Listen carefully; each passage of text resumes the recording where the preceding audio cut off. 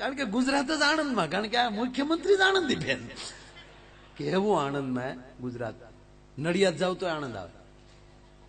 અને આણંદી બેન કઈ મોડું બોલે છે. ભાઈઓ મિત્રોસ, ગુજરાતને આપણે ગતિશીલ બનાવવું છે બેનોસ. અને ખરેખર આમણા માજુ તો ગુજરાત ગતિશીલ જ બનવાનું. અને એવું ગતિશીલ બનવાનું, સાંજે રીંગણી સોંપી આવો એટલે સવારે રીંગણા જ ઉતારવા જવાનું ડાયરેક્ટ. આને કહેવાય વિકાસ બેનો ભાઈઓ. ખરેખર આમ સારું બોલતા શીખી જાવ એટલે તમારો બેડો પાય.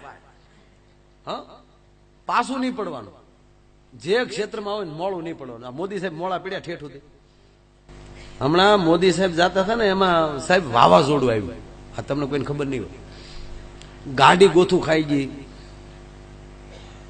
પાયલોટિંગ બધું ભાગી ગયું. મોદી સાહેબ એકલા ગાડીમાં લઈને ઉતરીને મીડ્યા દોડવા, પણ પવનના ઉડતા જ આવ્યો. એમાં દોડતા જતા હતા ને, પછી એક ઝાડ, બહુ મજબૂત ઝાડ હતું. બીજા ઝાડ તો પડી ગયા. આ એક ઝાડ ઉભું હતું, પછી તો એ ઉડી જાત, પણ પછી મોદી સાહેબ એને બધ ભરી ગયા.